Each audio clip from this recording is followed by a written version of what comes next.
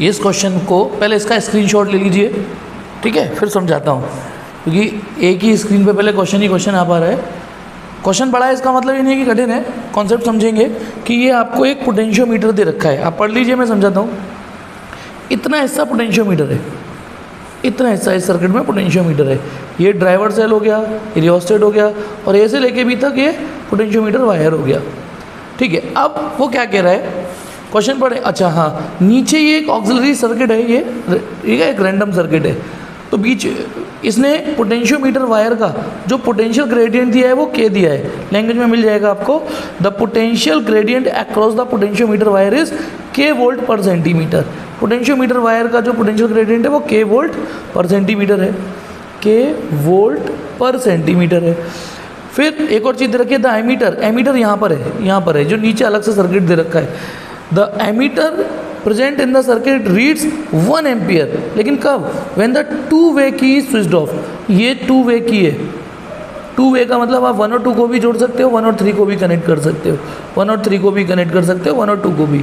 तो यदि हम इसको इससे डिस्कनेक्टेड रखें, ना 1 को 2 से जोड़ें, ना 1 को 3 से जोड़ें, किसी को किसी से ना जोड़ें, तो यानी करंट नीचे वाले सर्किट की प्योरली इधर ऐसे ही जाए, यानी इस सिनारियो में करंट यूँ जा रही होगी, ऐसे करके ऐसे करके ऐसे, क्योंकि ऊपर तो सर्किट इनकम्प्लीट है, तो ये करंट तो नहीं जाएगी ऊपर, यहाँ से नहीं जा पाएगी, क्योंकि लौट के भी तो आनी होती है करंट को। तो ये जो करंट है इस समय वो 1 एम्पियर है, ये वाली 1 एम्पियर है।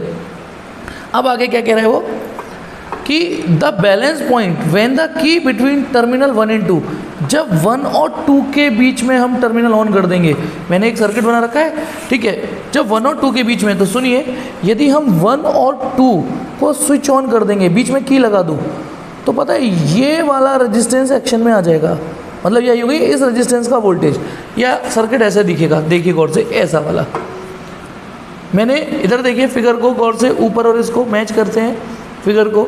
यदि मैं 1 और 2 को स्विच ऑन कर दूं, 1 और 2 के बीच में की को प्लग कर दूं, चलो मैं यहाँ लगा ही देती है, तो गौर से देखो इतना हिस्सा कनेक्ट हो गया ना, इस की को ऑन कर दी, यहाँ पे मैं डॉट लगा ही देता हूँ, चलो, हालांकि फिर बाद में मिटा नहीं पाऊँगा, लेकिन यदि मैं इसको डॉट को ऑन कर दूँ, तो गौर से देखो ये रेजिस्टेंस ऊपर का सर्किट पूरा हो गया ना, ये देखो ऐसे करके ये सर्किट पूरा हो गया।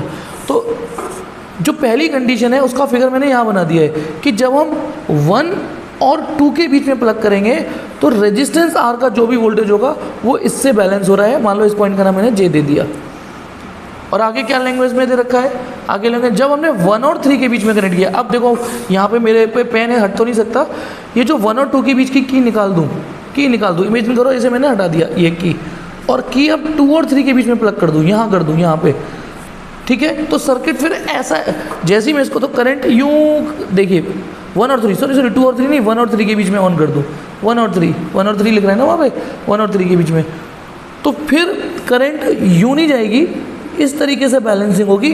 वो सर्किट आप ऐसे देख लीजिए।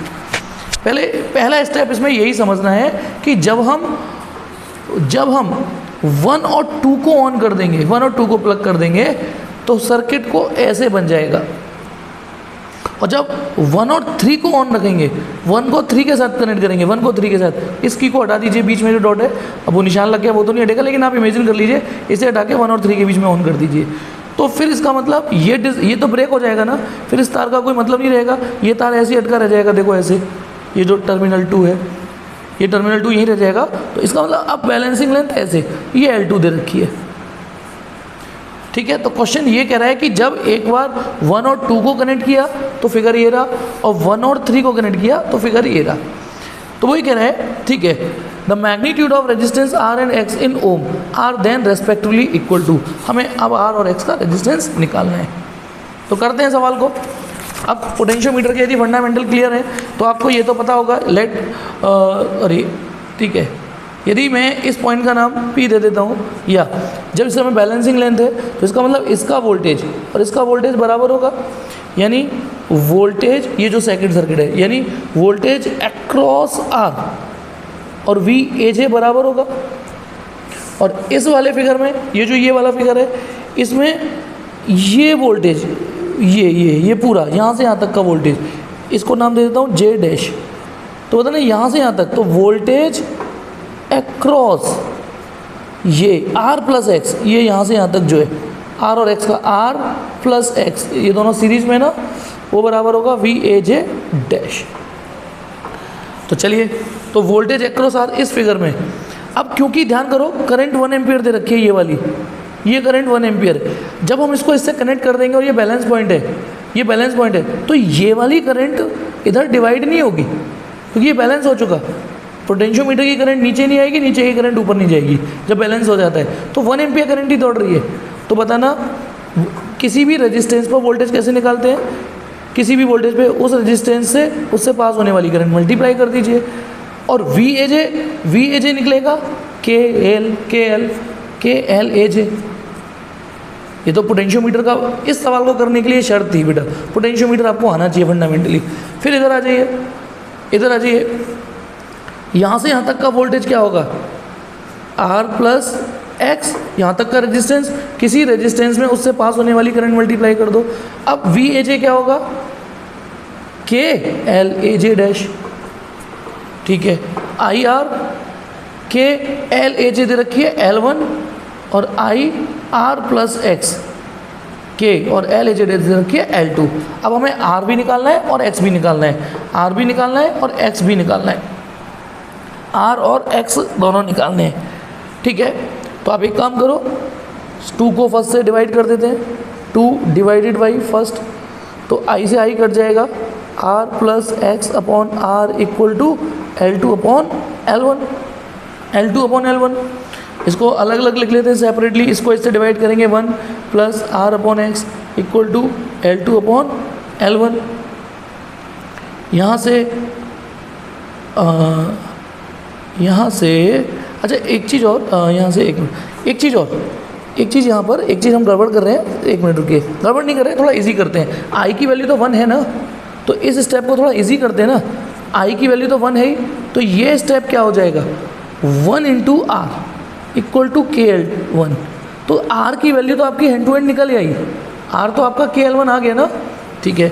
ऐसे ही इस स्टेप पे आते हैं, आई की वैल्यू तो 1 एम्पियर दे रखी थी ना, 1 एम्पियर, तो इसका मतलब R plus X equal to ये क्या हो गया हमारा के एल 2। तो R plus X K L 2, R हमारा के एल 1 है, तो आर की जगह लिख देते हैं ये वाली वैल्यू के एल 1। देखो आर हमारा के एल 1 है ना, आर हमारा K L 1 plus X equal to K L 2, तो X comes out to be K L 2 minus L 1। ये x की वैल्यू आ गई, ये r की वैल्यू आ गई। स्क्रीनशॉट ले लीजिए, थोड़ा और कंफर्टेबली ये थोड़ा ऊपर करता हूँ, आ जाए दोनों एक ही बार में। इसका स्क्रीनशॉट ले लीजिए, ठीक है। और क्वेश्चन का स्क्रीनशॉट लेना है, क्वेश्चन का, तो ये क्वेश्चन का स्क्रीनशॉट ले लीजिए, ठीक है। हाँ, तो हमारा आंसर क्या आया था, हमारा r का आंसर आया था के एल 1 और x का आंसर आया था के एल 2 माइनस 1, तो इसका मतलब हमारा ऑप्शन है बी।